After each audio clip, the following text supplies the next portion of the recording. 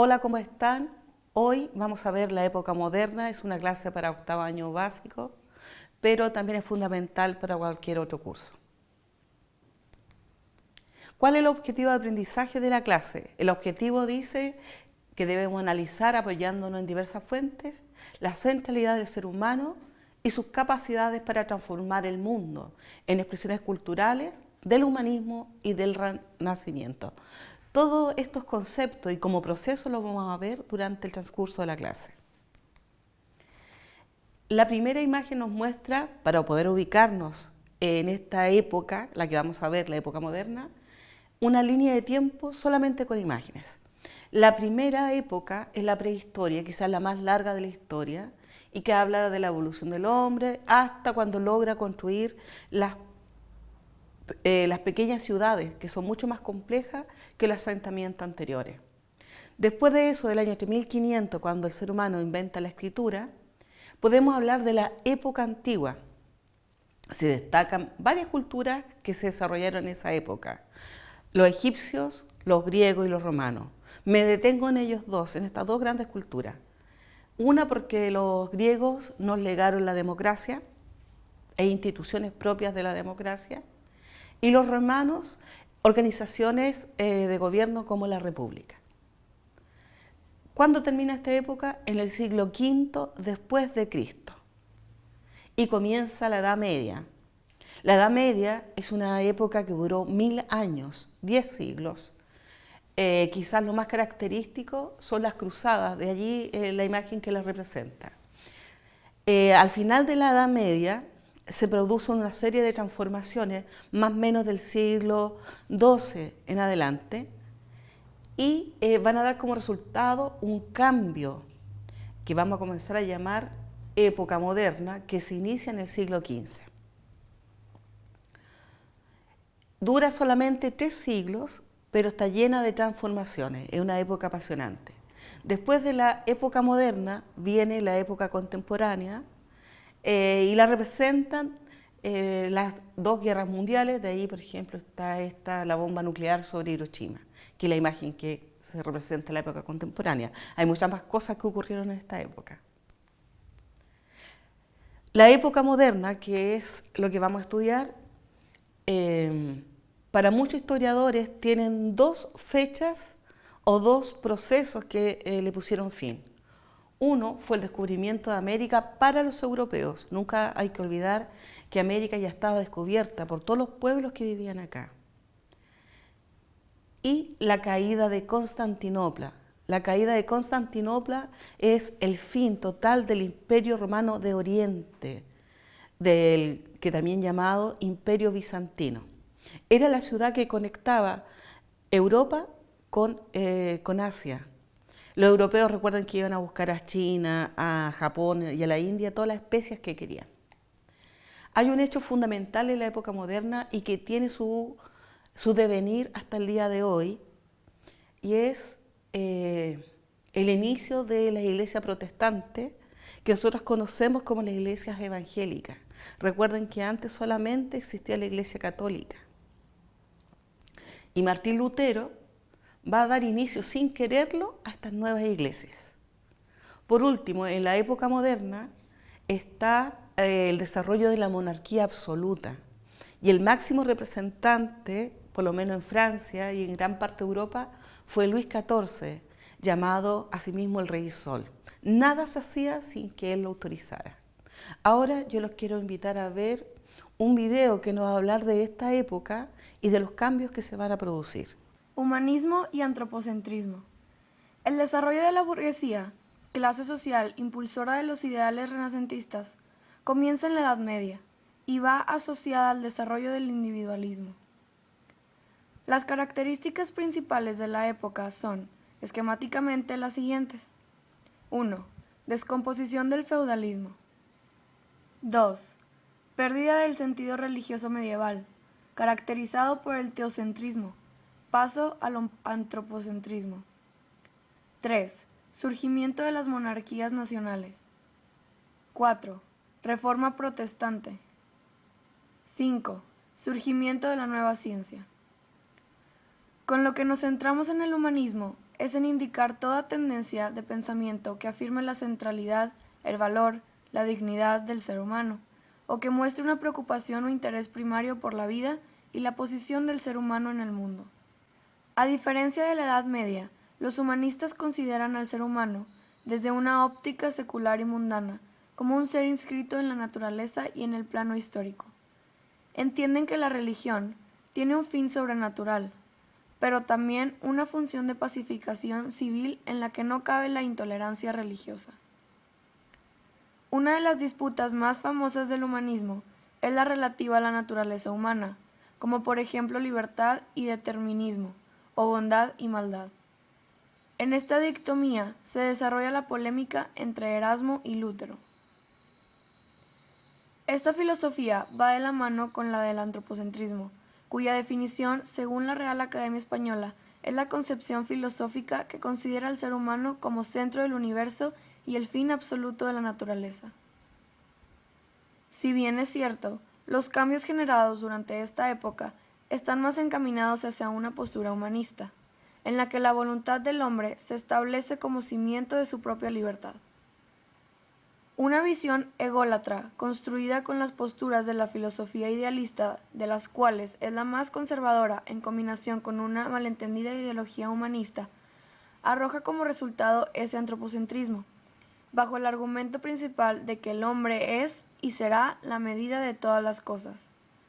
Lo que esta postura deja de lado, además de representar un enorme candado de paradigmas en torno al conocimiento científico y filosófico, son las consecuencias irreversibles que provoca en las especies que se desarrollan alternas al hombre, así como también en su ambiente. Si por algo se caracteriza hoy este planeta, es por padecer el antropocentrismo de la especie humana. Pero no siempre fue de esta manera. En distintas épocas y culturas existieron personas que, en distinta medida, respetaron la naturaleza con la que convivían y trataron de devolverle siempre lo que le quitaban. Es lógico, ya que esa naturaleza forma parte del propio ser humano y no tiene sentido ir en su contra. La espiritualidad humana veneró la naturaleza como la mejor forma de estar en armonía con los ecosistemas y los seres vivos. Sin embargo, hoy en día, la mayoría de las grandes religiones son creaciones de base antropocéntrica, que construyeron su Dios a imagen y semejanza del hombre, y que a un mismo tiempo convirtieron la tierra en un espacio de tránsito y sufrimiento hacia la salvación. Un lugar, por tanto, ajeno a las aspiraciones de eternidad del ser humano. En conclusión, podemos decir que el Renacimiento le dio un giro a la humanidad, poniendo al hombre en primer lugar y afectando el medio ambiente. Su origen se entiende de años de opresión religiosa. La humanidad no comprendía el propósito de un ser supremo, creándose así ideologías como la del Carpe Diem o entre otras que prevalecen en la actualidad. Bien, acabamos de ver el video y ahí nos deja claro que el ser humano va a estar en el centro del todo. Ya no va a ser la religión y esa visión sobre Dios tan ajena, en que era un Dios que dominaba y al cual había que someterse. ¿Por qué surge en Europa y no surge en otros continentes? Hay varios motivos. Uno, y el principal, debido al enorme comercio que había en aquella época. Las ciudades más interesantes o más importantes fueron las del norte de Italia. Estas ciudades eran un punto central y de intercambio, por lo tanto recibían muchas ideas, muchas teorías nuevas y una gran cantidad de especias, de recursos y cosas no vistas antes. También porque ocurrió un hecho muy importante que ya lo habíamos visto en unas láminas anteriores, la caída de Constantinopla, la antigua Bizancio, que era parte del Imperio Romano de Oriente, provocó que los intelectuales de esa ciudad, que eran personas muy sabias, muy cultas, tuvieran que huir. ¿Y a dónde huyeron? A las ciudades italianas. Es por eso que la cuna del renacimiento, de esta transformación de pensar, se produce en Italia, en las ciudades italianas. Ahora yo los quiero invitar a ver solamente las ideas centrales del Renacimiento, que es una expresión hermosa de mirar al ser humano desde otra perspectiva. En esta lección vamos a preguntarnos sobre algunas relaciones entre arte y literatura. Para comenzar, vamos a preguntarnos ¿qué tienen en común una catedral gótica, el David de Miguel Ángel, la Gioconda de Leonardo da Vinci y la Divina Comedia de Dante Alighieri? Exacto, se ubican en el pasaje de la Edad Media al Renacimiento. ¿Pero qué entendemos por Edad Media y cuándo ubicamos el Renacimiento?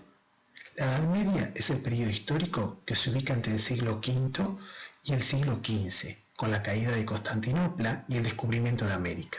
¿Recuerdas ese evento? El Renacimiento es un movimiento cultural e intelectual que surge en Italia en el siglo XIV, pero se extiende por toda Europa en el siglo XV y XVI. Recapitulando, primero Imperio Romano, luego Edad Media y finalmente Renacimiento. La unidad de la Edad Media está dada por la Iglesia Católica y el poderío del papado. En el plano intelectual se denomina teocentrismo, es decir, el centro es la concepción religiosa de la Iglesia Católica. Imagina cuáles serán los temas que abordarán los artistas. Temas religiosos. Bueno, en el video nos mostraban un poco de qué fue el Renacimiento y su impacto que tuvo en aquella época. Si ustedes se fijaron, el Renacimiento hubo muchos modelos griegos. Por ejemplo, la escultura era muy similar a la que tenían los griegos. Y por sobre todas las cosas, una cosa es la imagen y otra son las ideas que van acordes con esa nueva imagen. Se estaba dejando atrás el dominio absoluto de la Iglesia Católica, que imponía una forma de ser y de pensar a los seres humanos.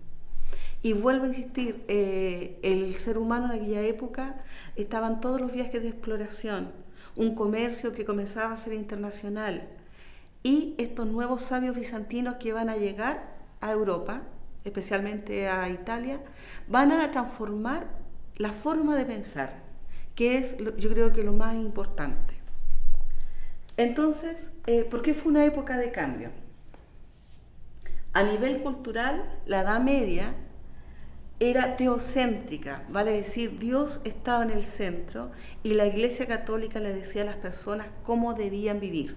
Es más, en las ciudades medievales, el reloj, había un reloj en la iglesia, y ahí se marcaba los momentos de oración y los momentos de trabajo que debían tener las personas.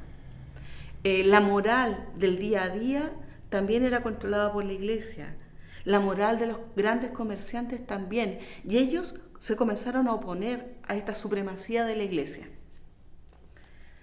Se tenía la concepción a nivel científico de la teoría geocéntrica, vale decir que la Tierra era el centro de todo, del universo. Como Dios había creado la Tierra, se suponía que eso hacía que todo giraba en torno a ella.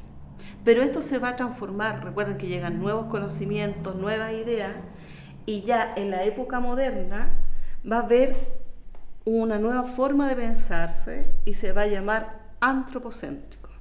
Vale decir, antropo es el hombre, el ser humano. Por lo tanto, el ser humano va a estar en el centro del todo. Se va a considerar un hombre libre para pensar, para tener ideas y para actuar. Ya no va a estar agobiado por la Iglesia Católica. Eso se suponía.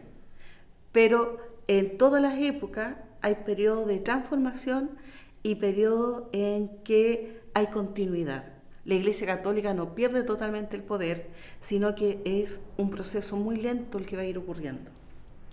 Se va a cambiar a una teoría heliocéntrica. ¿Qué quiere decir eso?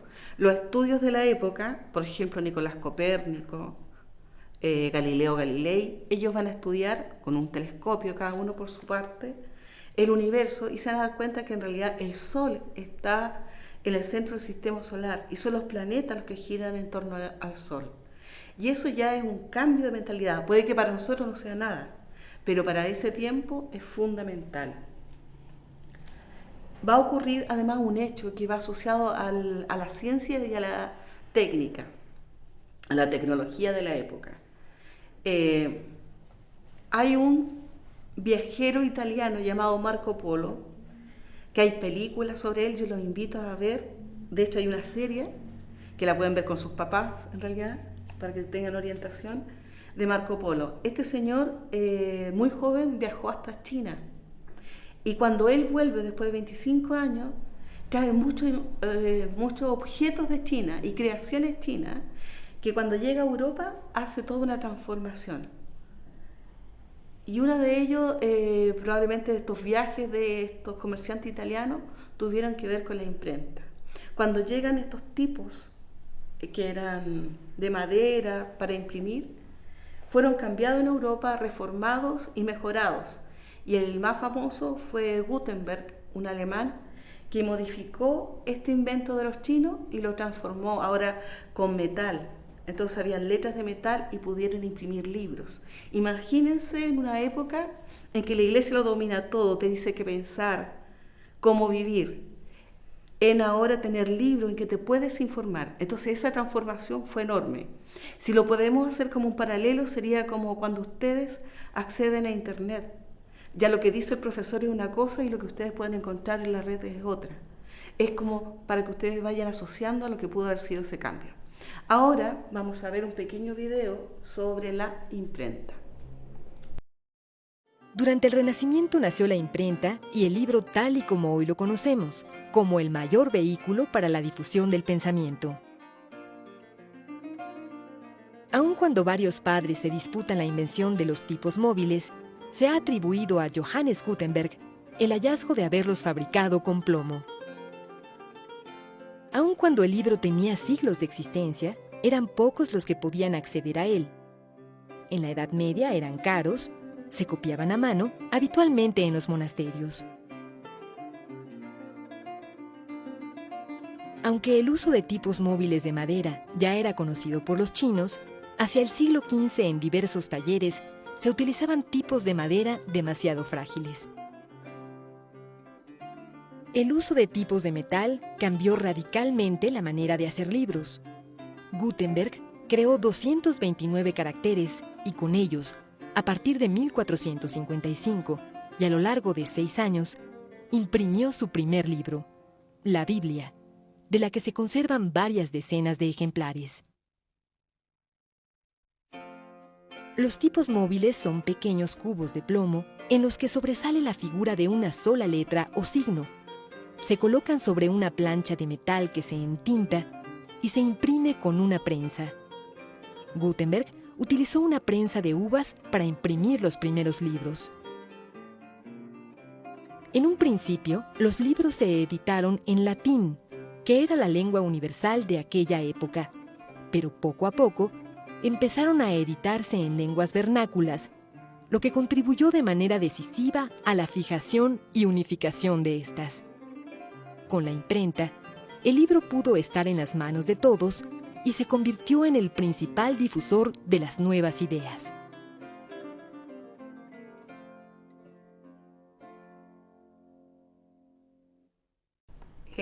Yo no sé si ustedes logran dimensionar lo que fue tener en sus casas para esas personas sus propios libros.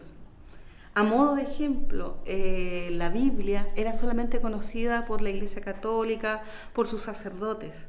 Cuando la gente de la época iba a misa, tenía que creer lo que el sacerdote le decía, o el obispo, etc. Pero no tenía acceso a tener una Biblia en su casa. La Biblia, porque fue el primer libro que se comenzó a imprimir, y los primeros que lo compraron fueron los protestantes. Y en la nueva iglesia evangélica exigían que sus fieles fueran con su propia iglesia. Y creo que hasta el día de hoy se sigue utilizando esa manera. Es decir, acceder al conocimiento. Para ejemplificar cuál fue la diferencia entre una ciudad a fines de la Edad Media y una del Renacimiento, yo quiero que observemos ambas imágenes y nos vamos a dar cuenta que la primera, que es una ciudad de la Edad Media del siglo XIII más o menos, era una ciudad con muchas características rurales. Habían pozos, niños jugando, la gente se dedicaba a la artesanía y de eso vivía y comercializaba, y sus calles eran de tierra, por lo tanto en invierno estaban llenas de barro. Pero eran las ciudades propias de la Edad Media. Miren lo que pasa con una ciudad que recibió a todos estos intelectuales bizantinos ya en el siglo XV, que tenía un gran comercio y que era una ciudad poderosa. Esa es Florencia. Se le llama la cuna del Renacimiento. Tiene una capilla enorme, ciudades, una plaza colosal donde estaban una estatua del mecenas. Les explico. Italia no surge como un solo país, sino como ciudades distintas. Y cada ciudad era una ciudad-estado que escogía a sus propios gobernantes. Ahora no se le llamaba presidente como ahora, se le llamaba príncipe, que viene del latín y significa el primer ciudadano. Por lo tanto, Florencia fue gobernada por un príncipe, que se elegía entre las familias más poderosas que colaboraban con el arte, llamados mecenas.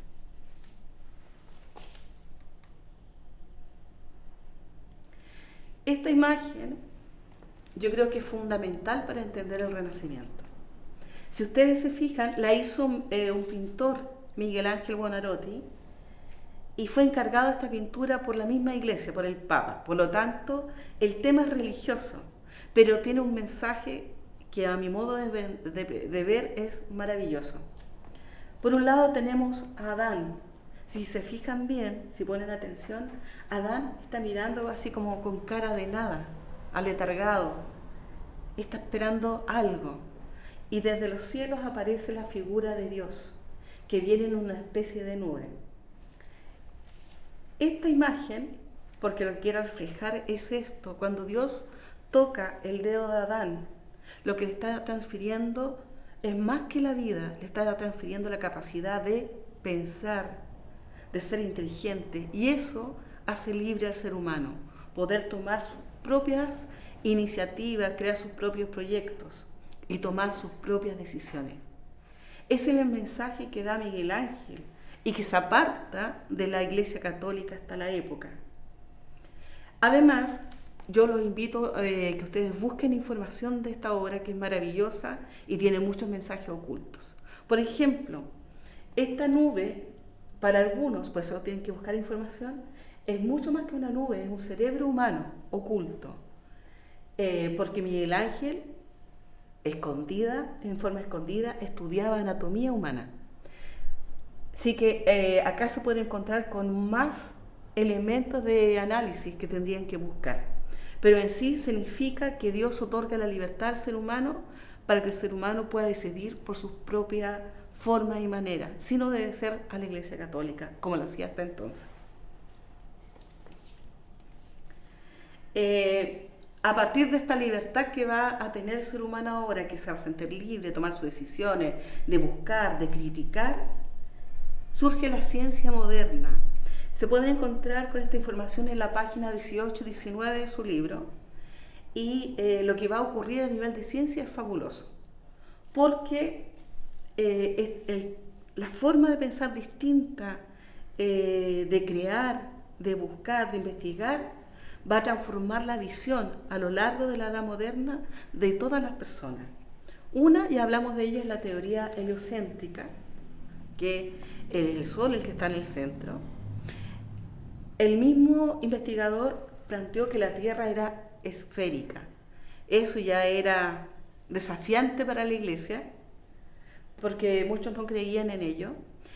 Y era redonda, y al ser redonda, dice, tenía movimiento, rotación. De más está decir que el investigador que planteó esta teoría fue perseguido por la Iglesia. También va a ocurrir en Inglaterra que surge el método científico. Vale decir, el ser humano puede experimentar, puede observar, en el fondo se puede valer por sí mismo para construir conocimiento. Algo que en la época era una revolución. ¿Con qué lo podríamos comparar hoy día? Yo creo que hay muchos ejemplos de que en nuestras vidas, quizá no diariamente, pero sí sabemos que se están produciendo revoluciones del conocimiento en otros lugares. También en esta época se descubre o se enseña el sistema circulatorio y el sistema respiratorio. La persona que se da cuenta que existe un sistema circulatorio se llamaba Miguel de Servet. Él era español. Y cuando plantea su teoría de sistema circulatorio, después de muchas investigaciones, porque era un médico, en España de aquella época, que seguía siendo muy católica, lo expulsan, o bien lo iban a juzgar en la Santa Inquisición. Y él se arranca, se va. Y tiene re mala suerte porque en realidad se va y llega a otro lugar, a Ginebra, que queda en Suiza, y ahí estaban una iglesia protestante, la de Calvino, que también se molestan con este descubrimiento y finalmente Miguel de Servet muere en la hoguera.